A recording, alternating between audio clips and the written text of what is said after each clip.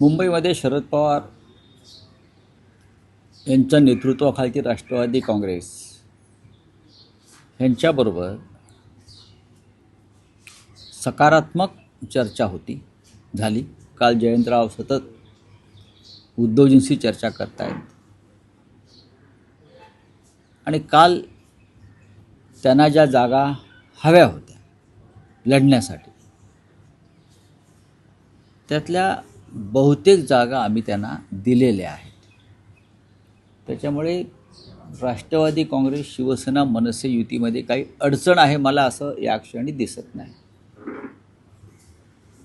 आणखीन काही जागा ज्या आहेत त्या दुर्दैवानं मनसेच्या कोट्यात गेलेल्या आहेत. पण तरी आम्ही त्यांचं समाधान करू शकलो, जयंतरावांचं किंवा राष्ट्रवादी काँग्रेसचं, याची आम्हाला खात्री आहे. शरद पवार साहेब आमच्याबरोबर असावेत ही आमच्या सगळ्यांची भावना आहे. त्यांच्यासारखं ज्येष्ठ नेतृत्व या आमच्या आघाडीमध्ये असावं, त्यांचा पक्ष असावा, यासाठी आम्ही सगळेच प्रयत्नशील होतो. सुप्रियाताई सुळे असतील, स्वतः पवारसाहेब, जयंतराव, शशिकांतराव शिंदे, या सगळ्यांनी प्रयत्न करून आम्ही मुंबईमध्ये एक चांगला फॉर्म्युला तयार केला आणि त्यांना ज्या जागा हव्या होत्या त्यातल्या बहुसंख्य जागा आम्ही त्यांना देऊ शकलो. त्याच्यामध्ये खरं म्हणजे शिवसेनेचं नुकसान झालेलं आहे. आमच्याकडल्या जागा गेल्या. पण ठीक आहे, युतीमध्ये किंवा आघाडीमध्ये असं होत असतं आणि ते स्वीकारलं पाहिजे. खास करून 111 नंबरचा वॉरमधून धनंजय पिसाळ हे तिथून इच्छुक होते. त्यांच्या नाही, आता आमच्यासुद्धा अनेक जागा व्यक्तिगत मी काही म्हणत नाही. आता आम्ही ज्या मनसेला जागा दिल्या त्या आमच्या सिटिंग जागा बऱ्याचशा आहेत, किंवा शरद पवार साहेबांच्या पक्षाला आम्ही जागा दिल्या त्या आमच्या सिटिंग जागा आहेत. तिथे आमचे लोक नाराज झाले आहेत ना. व्यक्तिगत कशा करता बोलताय तुम्ही? आमच्याही लोकांमध्ये तिथे अस्वस्थता आहे ना, त्यांची संधी गेली ना. पण आघाडीमध्ये आणि युतीमध्ये ह्या गोष्टी पाहायच्या नसतात, कारण ही आघाडी आणि युती जी आहे ही एका विशिष्ट हेतूने झालेली असते. मग मुंबईचा विषय आहे, महाराष्ट्राचा विषय आहे, भाजपच्या पराभवाचा विषय आहे. भविष्यामध्ये जेव्हा सत्ता येईल तेव्हा अनेक पदं उपलब्ध होतात. त्याच्यामध्ये या सर्व ज्यांच्यावर अन्याय झाला त्या कार्यकर्त्यांना सामावून घेतलं जाईल, ही आमच्या सगळ्यांची भूमिका आहे. आपले भाऊ संदीप राऊत देखील इथून इच्छुक, मला माहीत नाही, मला वाटत नाही. एकीकडे मुंबईत राष्ट्रवादी शरद पवार गट तुमच्याशी चर्चा करतो, पुण्यामध्ये मात्र काही वेगळं घडताना पाहायला मिळत आहे. कुठे चर्चा होते अजित पवारांची, शरद पवारांची, परत ती फिसकटते, परत महाविकास आघाडी सोबत बैठक होते, परत अजित पवार, शरद आणि दुसऱ्यांबरोबर चर्चा. काय चाललंय? मला माहीत नाही काय चाललं हे. तुम्ही हा प्रश्न त्यांना विचारू शकता. त्यांच्या पक्षात काय चाललं हे मी कसं काय बोलू? जेव्हा त्याचा निर्णय बाहेर येईल तेव्हा मी बोलू शकेन की बाबा हे असं असं घडलेलं आहे. अजून तिथे तसं काहीच घडताना दिसत नाही आहे आमच्यासाठी. शिवसेना आणि मनसे या दोन पक्षात चर्चा झालेली आहे आणि आता आज उद्याकडे आम्ही त्या संदर्भात निर्णय जाहीर करू. काँग्रेस सोबत येते तुमच्या पुण्यात काँग्रेस सोबत येते असं दिसतं तुमच्या? हो, आमचा तसा प्रयत्न सुरू आहे आणि त्यांचाही प्रयत्न सुरू आहे. परंतु काँग्रेसला मनसे तिथं पुण्यात चालते परंतु मुंबईत चालत नाही, अशा प्रकारचा एक प्रश्न उपस्थित होतो. नाही, मुंबई ही वेगळी संस्थान आहे प्रत्येकाचं. मुंबई हे एक वेगळं संस्थान आहे प्रत्येकासाठी. त्याच्यामुळे ते आपापल्या पद्धतीने निर्णय घेत असतात. पण आमच्यासाठी मुंबई महाराष्ट्राची राजधानी आहे आणि त्याच्यावर मराठी माणसाचा अधिकार राहिला पाहिजे, ही आमची भूमिका आहे. रावसाहेब, अलीकडे महापालिका निवडणुकांमध्ये एक नवी पद्धत अलीकडच्या काळात बघायला मिळते. उमेदवारी यादी घोषित करण्यापेक्षा थेट एबी फॉर्म देऊन सगळ्याच राजकीय पक्षांमध्ये होताना दिसते की एबी फॉर्म उमेदवाराला परस्पर दिले जात आहेत यादी घोषित करण्याऐवजी. यादी घोषित करण्याचा आग्रह कशा करताय? टाळण्यासाठी. नाही, पण यादी अनेक वर्ष मी तर यादी कधी घोषित झालेली पाहिली नाही. यादी घोषित करण्याचा आग्रह कशा करताय? प्रत्येक पक्षानं आपलं एक धोरण ठरवलं असेल, हे आमचे उमेदवार आहेत, त्यांनी जाऊन हा अर्ज घेऊन एबी फॉर्म घेऊन अर्ज भरावा. त्यानुसार उमेदवारांच्या बैठका घेतल्या जातात संभाव्य, आणि त्यांना तशा सूचना दिल्या जातात आणि अर्ज भरल्यावर त्यांची नावं तुम्ही प्रसिद्ध करता सगळे. तीच पद्धत. निवडणुकीमध्ये असं दिसतंय की अभूतपूर्व बंडाळीला सगळ्याच राजकीय आणि पक्षांना सामोरं जावं लागलं. प्रत्येक निवडणुकामध्ये अलीकडच्या काळामध्ये भारतीय जनता पक्ष सत्तेत आल्यापासून या बंडाळ्या वाढलेल्या आहेत. मंडळांना उत्तेजन दिलं जातं. पूर्वी निवडणुकीच्या रिंगणामध्ये मोजके पक्ष होते. आता 2 शिवसेना, 2 राष्ट्रवादी काँग्रेस आहेत ना, पर्याय उपलब्ध आहेत. असंतुष्टांना पर्याय उपलब्ध आहेत. आणि मग त्यात पैशाचा वापर करून लोक विकत घेतले जातात. त्यातून बंडाळ्या होतात. बंडाळांना उत्तेजन दिलं जातं. भाजपकडून मुंबईत उत्तर भारतीय मतदारांना आकर्षित करण्यासाठी जी स्टार प्रचाराची यादी जाहीर केली त्यामध्ये योगी आदित्यनाथ आहेत, मैत्री ठाकूर आहेत, इतर मनोज तिवारी आहेत, असे उत्तर भारतीयांना आकर्षित करण्यासाठी एक वेगळी स्ट्रॅटेजी. नाही, त्यांच्यामध्ये त्यांनी मुंबईची फाळणी केलेली आहे. एक परप्रांतीयांची मुंबई आणि दुसरी मुंबई एक मराठी माणसांची मुंबई अशी भाजपनं सरळ फाळणी केली. आमच्यासाठी मुंबई अखंड आणि एक आहे. जे मुंबईकर आहेत त्यांनी मुंबईच्या विकासासाठी एकत्र येऊन मतदान करावं.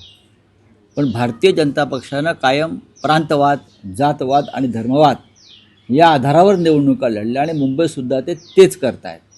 तुम्हाला योगी आदित्यनाथ मुंबईत कशा करता पाहिजे, मैथिली ठाकूर कशा करता पाहिजे, किंवा अन्य कोणी कशा करता पाहिजे, कशा करता पाहिजे? तुम्ही सक्षम नाही आहेत का? हा जर मतदार मुंबईचा नागरिक आहे, मुंबईकर आहे, तर मग भारतीय जनता पक्षाच्या महाराष्ट्रातल्या नेत्यांनी त्यांच्यासमोर गेलं पाहिजे. पण तुम्ही योगींना आणणार, तुम्ही रेखा गुप्ताला आणणार, तुम्ही मध्य प्रदेशच्या मुख्यमंत्र्यांना आणणार, म्हणजे त्या प्रांताचे जातीच्या लोकांना त्या भागातून लोक आणून तुम्ही आकर्षित करण्याचा प्रयत्न करताय. मग तुम्ही काय करताय इतके वर्ष मुंबई महाराष्ट्रात? तुम्ही जिंकण्याची गोष्ट करताय ना, मग तुम्ही जिंकून दाखवा ना. राऊतसाहेब, छत्रपती संभाजीनगरमध्ये रशीद मामूनचा जो प्रवेश आहे तो वादग्रस्त बनताना आपल्याला पाहायला मिळतं. कारण स्वतः चंद्रकांत खैरेंचा विरोध आहे आणि देवेंद्र फडणवीसांची प्रतिक्रिया आलेली आहे की हिंदू हृदय सम्राट बाळासाहेबांच्या सुपुत्राकडून मतांसाठी लांबून चालन केलं जातंय अशी टीका फडणवीसांची. आणि त्यांचं असं म्हणणं आहे की ठाकरेंना विशिष्ट लोकांचे जोडे चाटायचे आहे. जसे तुम्ही अजित पवारांचे चाटताय, अशोक चव्हाणांचे चाटताय, सर्व भ्रष्टाचारांचे चाटताय निवडणुका जिंकण्यासाठी, हे काय आहे? रशीद मामू वगैरे विषय सोडून द्या. निवडणुका जिंकण्यासाठी तुम्हीसुद्धा या देशातल्या सर्वोत्तम भ्रष्टाचारांचे जोडे चाटताच आहात ना. ज्यांना नरेंद्र मोदींनी भ्रष्टाचारी ठरवलं असे अजितदादा पवार, अशोकराव चव्हाण यांचे जोडे कोण चाटतंय? कशा करता चाटताय? मग हे सगळे एकाच माळ्यातले मणी आहेत. दोन्ही ठाकरे बंधू एकत्र आल्यामुळे मुंबईतला जी काही आपल्यावर समज 67 प्रभागांमध्ये विशेष करून दोन्ही ठाकरेंची ताकद वाढलेली पाहायला मिळते. आम्ही 115 जागा जिंकतो या क्षणी. 67 काय घेऊन बसलाय तुम्ही? जो बहुमताला जो एक आकडा लागतो, या क्षणी मनसे, महाराष्ट्र नवनिर्माण सेना आणि शिवसेना हे शतक पार करत आहेत. 117 ते 120 पर्यंत जागा आम्ही जिंकतो. हा आत्मविश्वास आम्हाला आहे आणि मतदारांना सुद्धा आमच्या आहे. सर, ठाण्यामध्ये शिवसेना मनसे काय स्थिती असेल? काही तिकडचं काही, कारण ठाण्याचं बाळासाहेबांचं विशेष प्रेम ठाण्यावरही राहिलेलं आहे. राष्ट्रवादी त्यामुळे तिथे काय महाविकास आघाडी म्हणून आहे की शिवसेना मनसे म्हणून आहे? काय नेमकं घडतंय? शिवसेना मनसे नक्कीच आहे. पण आमच्या लोकांनी राष्ट्रवादी काँग्रेसचीही चर्चा केलेली आहे, पण माझ्याकडे त्याविषयी फार माहिती नाही आहे. पण शिवसेना आणि मनसेमध्ये जागा वाटप पूर्ण झालेलं आहे. तिकडले राष्ट्रवादी काँग्रेसच्या नेत्यांशीही चर्चा झालेली आहे. खास करून जितेंद्र आव्हाड यांच्याबरोबर सुरुवातीलाच बैठका झालेल्या आहेत. त्या संदर्भात तुम्हाला संध्याकाळपर्यंत निकाल मिळेल. शक्यता आहे की महायुतीत तिथे भाजप स्वबळावर लढण्याची शक्यता आहे. स्थानिक आमदार म्हणतात की आजपर्यंतचा अल्टिमेटम आहे, जर आज नाही झालं तर स्वबळावर लढू.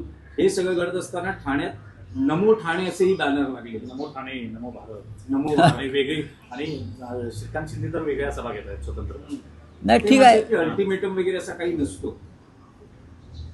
ठाण्याचं महत्त्व वेगळं आहे यावेळेला. भारतीय जनता पक्षाला ठाण्यामध्ये एकनाथ शिंदेंचा पराभव करायचा एवढंच मला माहिती आहे. एवढंच मला माहिती. सर, आणि त्या दृष्टीनं भारतीय जनता पक्षानं तयारी सुरू केलेली आहे.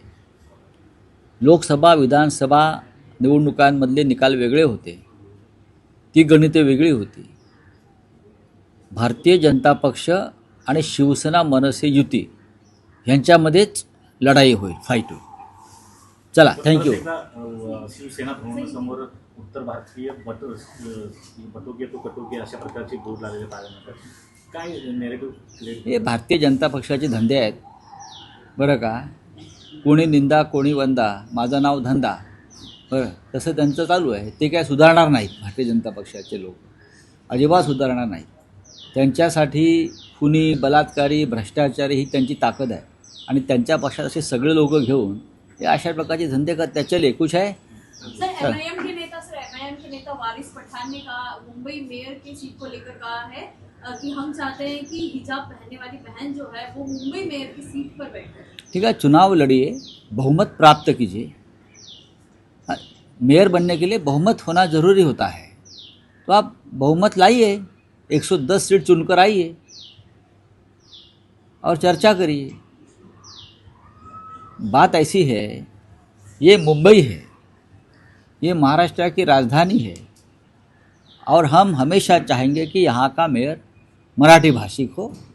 और उस मराठी भाषिक मेयर को वारिस पठान अगर मुंबईकर है तो समर्थन देना चाहिए. सर, उन्नाव रेप केस में जो कुलदीप सेंगर है जिसे दिल्ली हाई कोर्ट ने बेल दे दी, उससे लेकर जो है सीबीआई जो है सुप्रीम कोर्ट के लिए. मुझे इतना ही मालूम है, ये जो कुलदीप सेंगर है उसको मुंबई में प्रचार को ला सकते हैं बीजेपी. उत्तर प्रदेश से है ना, तो मुझे जानकारी है कि कुलदीप सेंगर को भी भारतीय जनता पार्टी मुंबई में प्रचार को योगी आदित्यनाथ के साथ ला रही है. तो सीबीआई बीबीआई की वो उनके घर के लोग हैं. सीबीआई भाजपा के कार्यकर्ता है, उनको बेल रहेगा. अगर उनको निकाला है जिस तरीके से, तो थोड़े अंदर डालने के लिए निकाला है. लेकिन कुलदीप सेंगर मुंबई में योगी आदित्यनाथ के साथ देवेंद्र फडणवीस का आग्रह है कि कुलदीप सेंगर को यहाँ लाइए और प्रचार करिए.